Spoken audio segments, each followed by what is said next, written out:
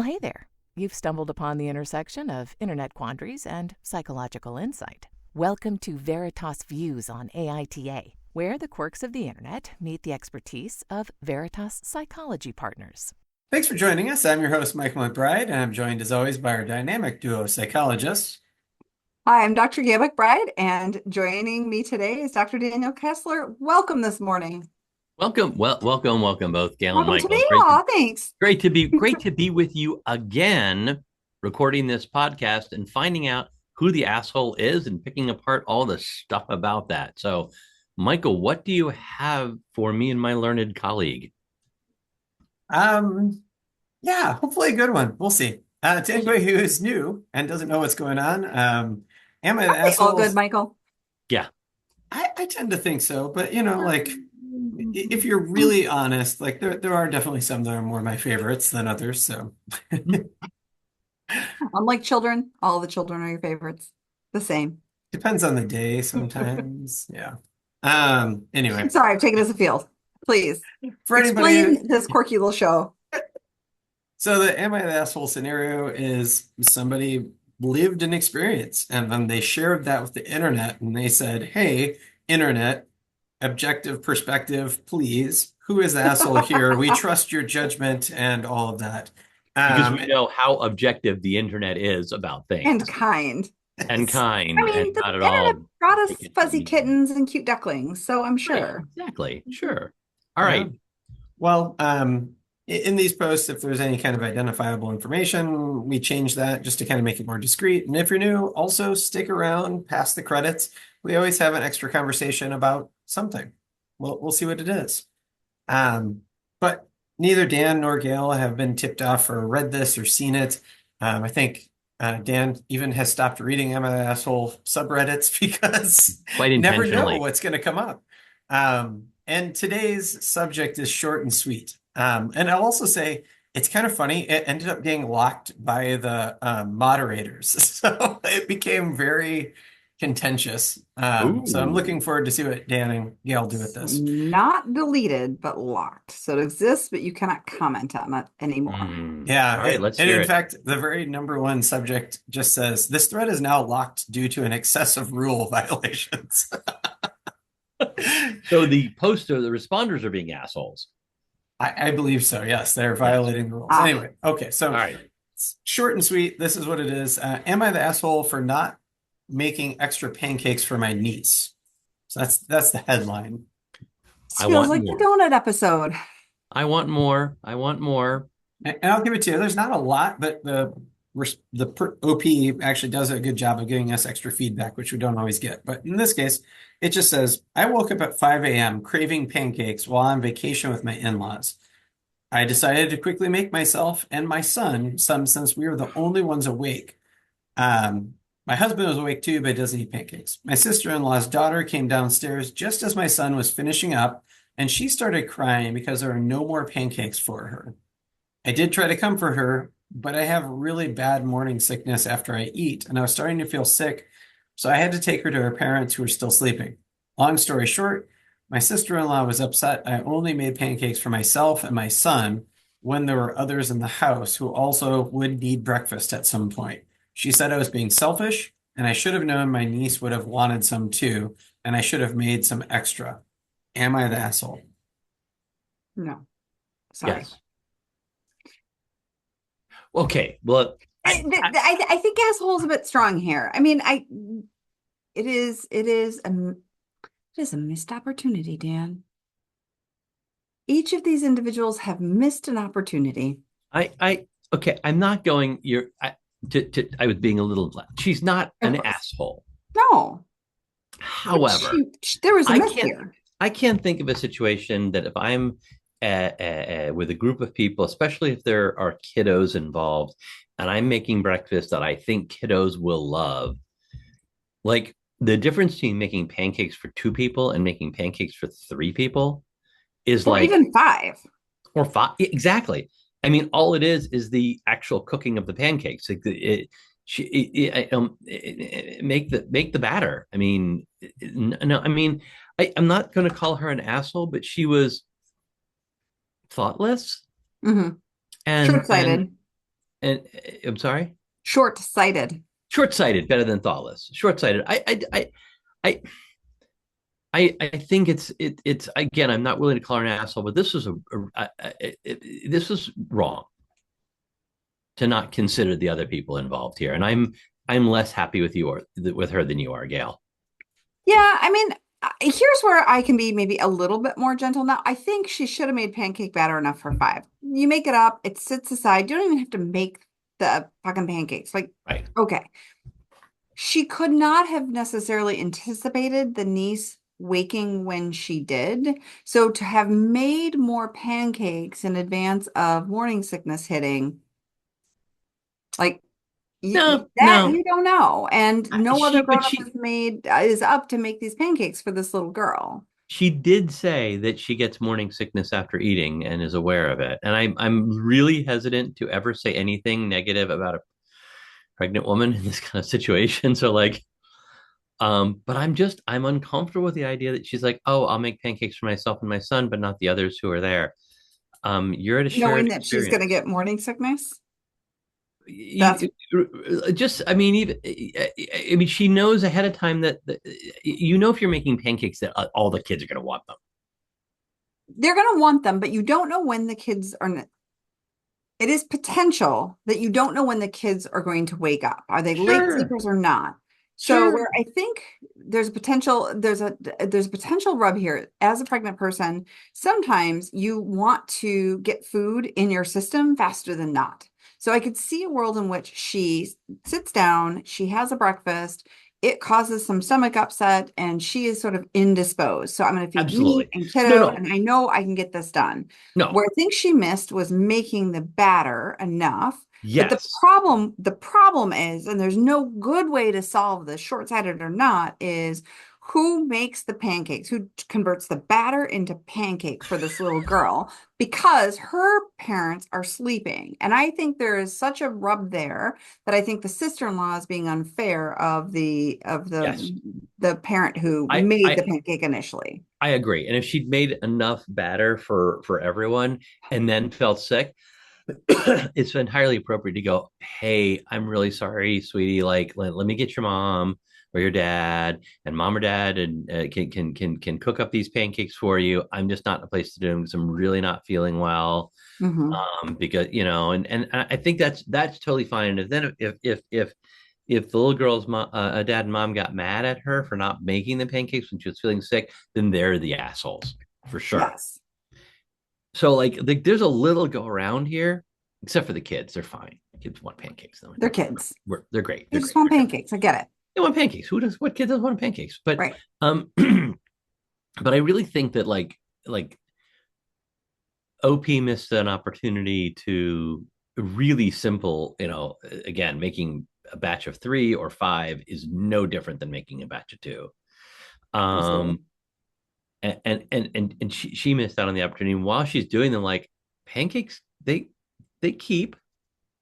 I mean, For sure. She could have cooked up a bunch and just had a couple she could have ready. cooked them up. She could have cooked up a bunch and had them. But it's once she was short sighted and didn't do them. At the very least, there should have been bad, and she should have gone to her Yes. brother or sister, or their spouses, whichever it was, and like, hey, I can't. My niece wants pancakes, and I just can't do it because I'm feeling sick because pregnancy. And they'd be like, and hopefully they'd be like, I'll do Yeah. that. Yeah. Yeah, sorry, No, feeling so bad. Thanks for making up the batter, though. I really appreciate that. as I'm hearing this, and I have been a pregnant person before, this is Yeah, I maybe haven't. where I'm gonna cut some grace for the pregnant OP, which Okay. is pregnant brain. Here's a moment Oh, of my disclosure. I figured out I was pregnant for the second time when I couldn't do my job. My brain just felt like it was broken. And I think I'm a thoughtful, planful, organized person. And I just have this distinct memory going, I feel like I can't life right now. And so, I think where I can give a little grace to OP, a little bit more grace is yeah. that short-sighted. I wish you would have looked on the road a little bit more. As someone who is clearly raising a kiddo, you understand these dynamics and you get it. And pregnant brain is so real, and you Yeah. make decisions that you wouldn't otherwise make. So again, I can be a little bit more, I think, kind and gentle with OP Yeah.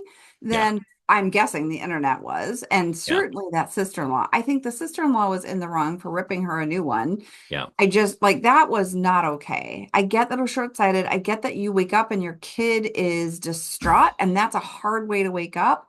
But again, you've got a nauseous sister-in-law here. Be nicer. Come on. You've also You, you know, probably been through it. you're moving me on this because I could totally. Here's now how I'm envisioning it. Yeah. OP gets up. She's hungry. It's 5 a.m. She's Yes. pregnant. She's like, you know what I want right now? Pancakes. I'm gonna make me some fucking pancakes. Right? And then her And she and her little kiddo boy come out and toddles into the room and says, Mommy, you're making pancakes. And she's like, yes, I'm making pancakes. Would you like some pancakes? She's not even thinking about that other stuff because I'm going to give her your pregnancy, brain thing. And then she goes ahead and goes, oh, yeah, I'll make them without even thinking. And then she makes the pancakes. And then the other kid walks in, even though it's like because they 5:30. smell so delicious, right? It's like Like, called her from the bedroom. oh, shit. I feel like I'm going to puke right now. And I didn't make pancakes Mhm. better. Let me go bring you to your parents. You've moved me on this. I'm Yeah. willing to say I never said she was an asshole. I would, well, I kind of did, but A little I'm, bit. I'm willing to say maybe this wasn't even short-sighted or thoughtless. Maybe this just I have, like, you get caught on a path and you're on that path Yeah. and then you don't deviate from the path because, like, you have a plan, even though the path doesn't make any gosh darn sense Hey, anymore. gosh darn sense. And you keep going down that path, and like afterwards you're like, what the hell did I do that for? That made no sense at all, but you went Right. down the path because you started It's like down it. back to the mens rea issue. She didn't mean to Yeah. cause harm. She didn't even realize what was happening until she was down that path and went, oh, and now I'm gonna Okay. like my brains out.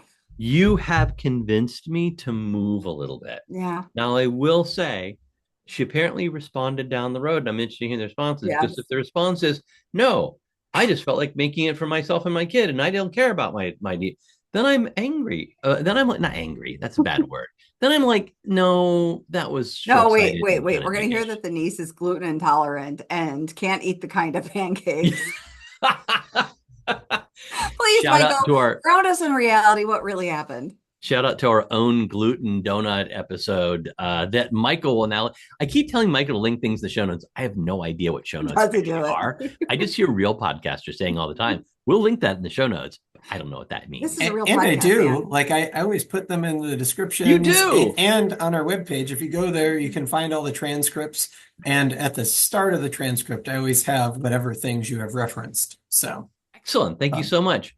yeah. So Michael, what were the comments back and forth? Well, we have sort of rendered our verdict here, haven't we? Do you want to take the official? I'll give you some of the I OP's want some more details responses before. Okay, after, yeah, but please. let me give you what the internet said because she only reacted to them. So I guess one clarifying thing was somebody said, you said morning sickness. Is it safe to assume you're pregnant? And she said, yes. Yeah. Because other people were speculating that she always gets sick with morning breakfast, which is like, so weird. Like that people Oh. jump on weird assumptions. And so anyway, like there was a whole thread about I get sick every morning after I smell food and anyway, it went down a weird way.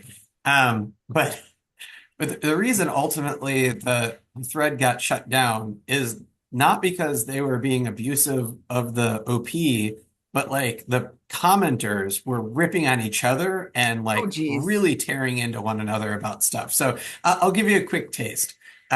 So one of the ones that just started out with, you're the asshole. My question is, how did you manage to only make pancakes for 2 people? Whenever I make them, I can easily feed 6. You measured that shit precise and exact and cut the others out. You're the fucking asshole. Like It's kind of like making spaghetti, right? When you make spaghetti noodles, you make it for a fucking army, even if you're only feeding 2 people. Absolutely. Because you need leftovers to bring to work the next day or to eat for lunch the next day. That's my thinking. So then you also have not the asshole. I'm shocked another mother got upset about a pregnant mother who got up, made pancakes for her and anybody else who was awake at the time, got too sick with morning sickness before she could help anybody else out, and then ultimately, got sick. and tried to do the best to return the child to their parents. That's a reflection of character flaws of yours, not the pregnant mother. And so like then they're like kind of jockeying back and forth. And then I think my favorite one is this one, which is not the hassle. Fuck all these commenters imposing information on the situation. You knew the others wouldn't want pancakes? How the fuck would she know that? Who only makes pancakes for themselves? What the fuck's wrong with you?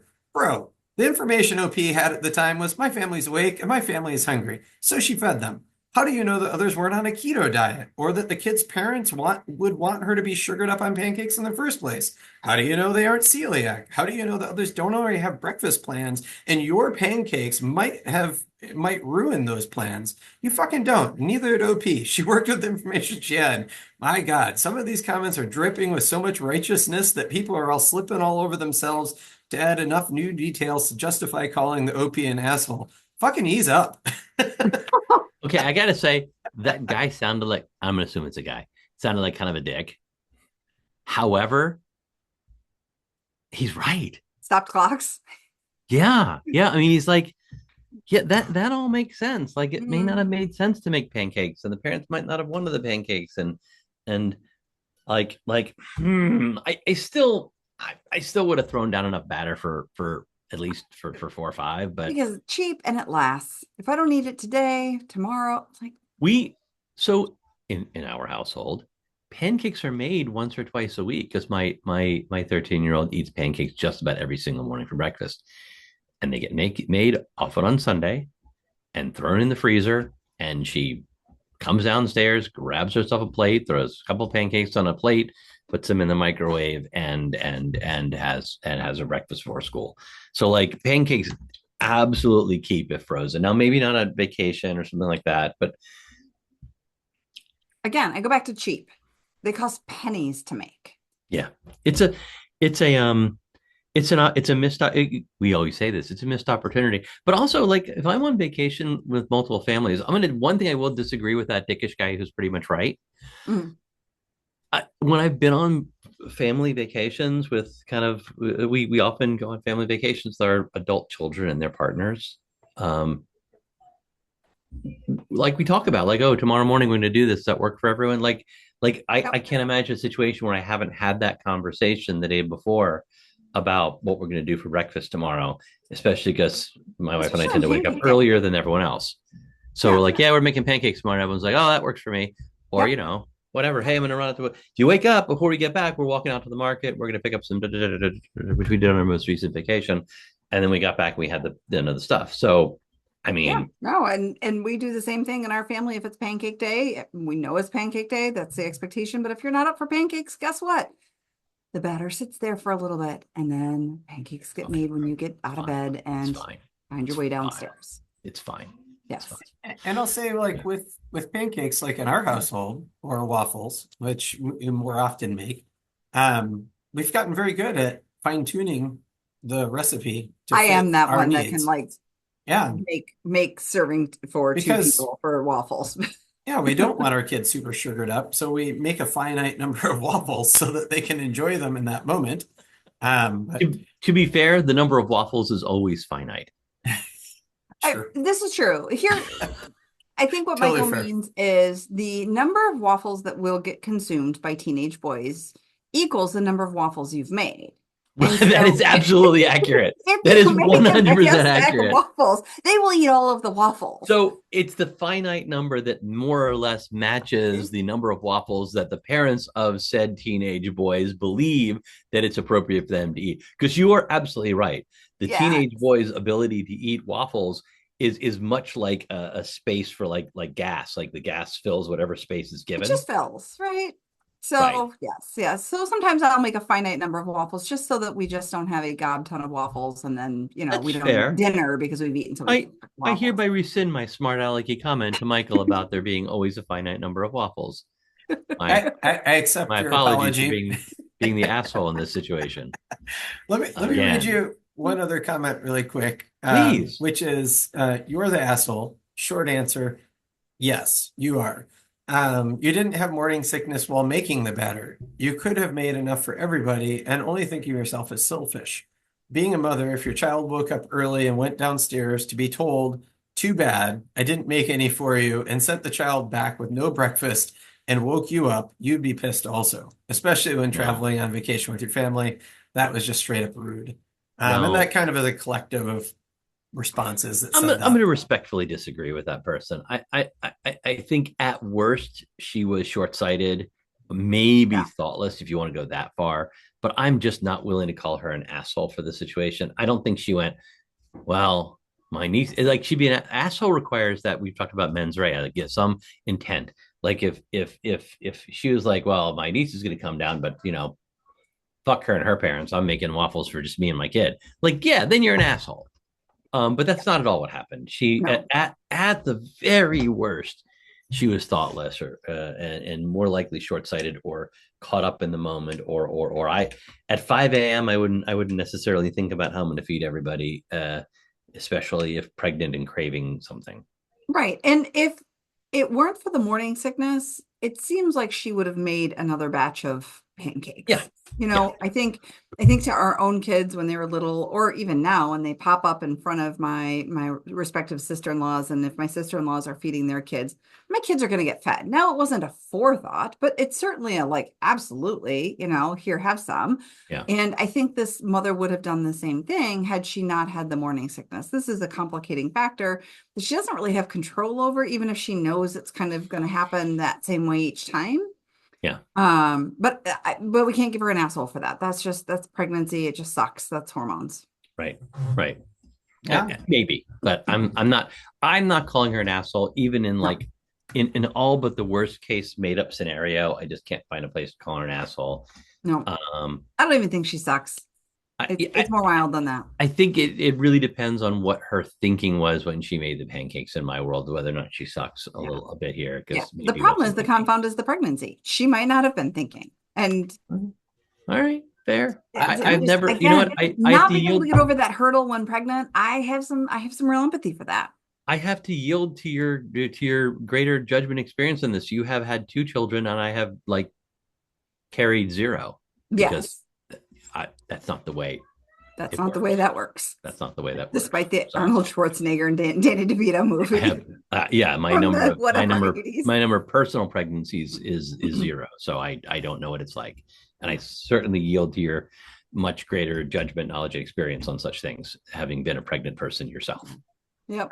I'm surprised I didn't hear either of you say the rest of the family should have assumed positive intent, because it seems like something as well. Right? Fair. Thank you for bringing us back around. No, that's fair. I would have liked the family to assume positive intent. Thank you, Michael. Yeah, I think again we talk about this so often, it almost becomes meme level stuff. But like, assume positive intent and don't get all wrapped around the axle about shit with your family that you love. They didn't. If they really are a total asshole, you probably shouldn't be hanging out with them anyway. So, but the fact that you're with them means you don't think they're an asshole. So in the moment when you get annoyed, remember that they either made a mistake or you're misinterpreting or whatever, and try to give them some grace. I apologize for getting that sounded all lectury. Ugh. But it's something we talk about a lot with people. Yeah. No, we talked about that a lot with couples. Like, yeah, I understand you're mad, but like, let's try to find that place where you understand each other. This is where an absolute rift can begin in a family. So, yeah, I would hate for this to be the start of the hill that they die on and then ruins their relationship. It's not worth it. The niece will be consoled. Pancakes will get made. It will be fine. I really think this sister-in-law just was unhappy about being woken up this early on a particular, on a vacation day. Right. I'm sure she was looking forward to sleeping in, and then, bummed that her daughter is, in tears. And that's a hard way to wake up. I'll give you that. But it is, but you know what? No one's dying here from this. Right. No one's, bleeding or broken here. No one's dying from being upset about pancakes. No one's dying from having to wake up to make pancakes. No one's dying. Opportunity to teach this young child the valuable lesson of self-soothing after disappointment. It's a different episode. I think that's a Slurpee episode. The whole nother episode there too. It is, but I think it goes back to the Slurpee episode. Link to link to the Slurpee episode in the show See, notes. earlier, See, you I do gave that our just to little create work for podcast a Mike. little bit of shit about not being a real podcast. We have 33 episodes. We I got know. back episodes we couldn't refer to now. I know. That's So if great. you haven't listened to them all, please do like, subscribe, share. I just like giving Michael more work to do by saying link to the Slurpee episode in the show notes.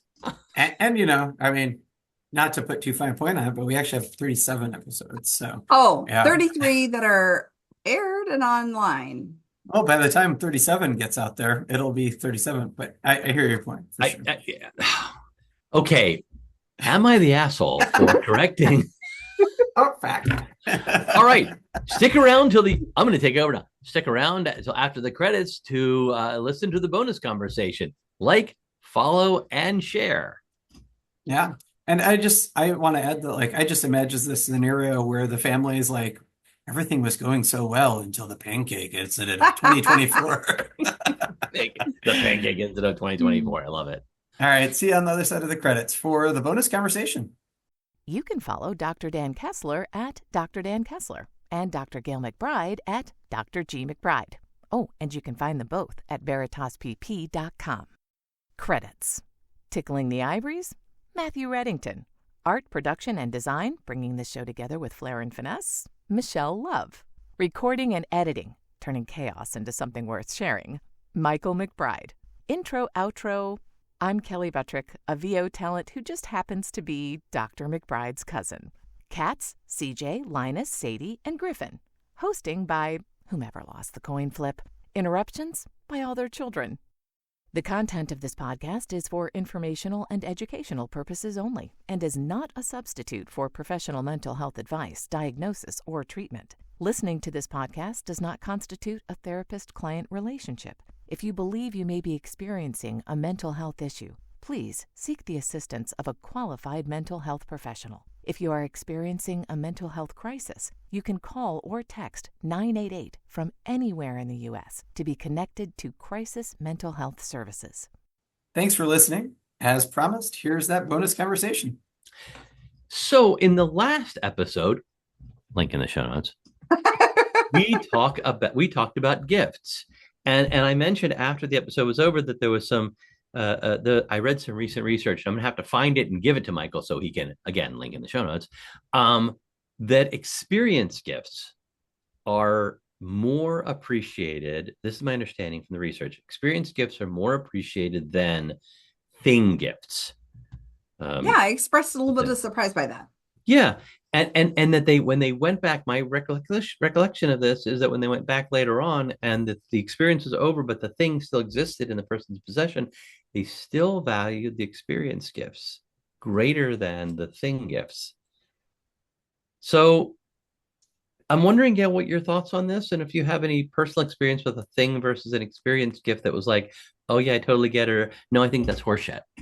Before we find the actual article and find out whether I'm remembering it correctly, which, by the way, 50-50 at best. Sure. I wouldn't have necessarily told you that if you hadn't shared the research with me, to the best of your understanding of the research. That's my understanding and recollection. But there's some piece of me that I think intuited this. We have started shifting to experience gifts for our own family. And I know that as I recall experience gifts, I can recall the gift and the people who are with me better than the thing gift. I mean, there are a few thing gifts that I've received that really stand out, and I can tell you exactly, the circumstances and the holiday or the reason for the gift, and and there's that kind of long appreciated kind of memory associated with it. But the experience gifts, because I think they are generally so different as opposed to, this thing, this piece of jewelry or this book or this board game, even, like, those things don't hold in my memory quite as solidly as the time we did this thing. Now, no, go ahead, please. No, I was going to say, Mike, we were talking about gifts last time, and it struck me as it's kind of funny. My grandmother, she was always really hard to buy gifts for. And so we had a formula for her, because talk about returning gifts. She didn't want it if it wasn't food, jewelry, or a plant. Weird combination, right? But you could always give her a successful gift. It was food, jewelry, or plant. You give her a piece of clothing, she didn't want it. It would go back. Right. Right. Anyway, Fair. so that's that. Then you asked about the experience, and we never gave our experiences. That might have been an interesting take if we had tried to get grandma to It do might have been. like the And iFly thing. and one of the one of the greatest things about working with Michael as our podcast host is that he has already found the article and sent it to us in the chat. So we'll certainly be posting that in the show notes. And apparently, I remembered it correctly because I looked Excellent. at it while you were talking. So it was a Maybe I was buying you time. Isn't that wonderful? I think it's really cool. And I do think about like some of the gifts I've gotten that experience gifts. My wife gave me a skydiving experience, and I made the foolish mistake of jumping out of a perfectly good plane. And it lasted, the whole thing lasts what, like a couple of minutes going up and less coming down. I still remember that really with great. I'm never doing that again, by the way. No. But that was definitely a one and done. But like that was I think is a more memorable gift than some of the other gifts I've gotten. Yeah. So like I'm actually down with that, and we have certainly we as a family go out of our way to try to find some experiential gifts Mhm. that I think are really wonderful. Yeah, we So have really moved for that in our household as well. We'll do some things that you can open, but we've tried to find a really new experience as the right. sort of the primary gift, and that's gone and, really and, well. and those experiential gifts, just to because this has come up before somewhere, and I don't remember exactly where. Like those don't necessarily cost a lot of money. Like you can give an experience gift that is like time with your kids at a museum that's not costly or free, time at a park, time doing this thing, that these experiential gifts don't necessarily have to cost, like it's not necessarily like going to Disney World.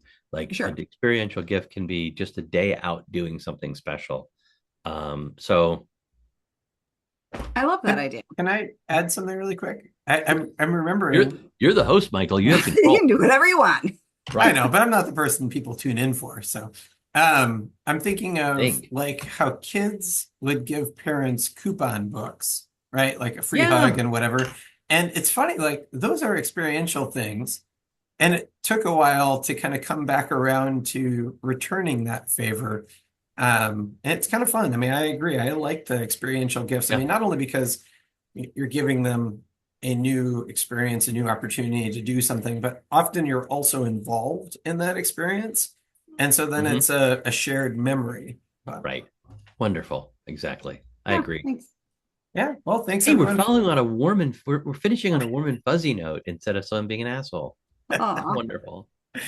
Thanks everyone for tuning in. Tuning in next week for a whole nother Am I the Asshole debate.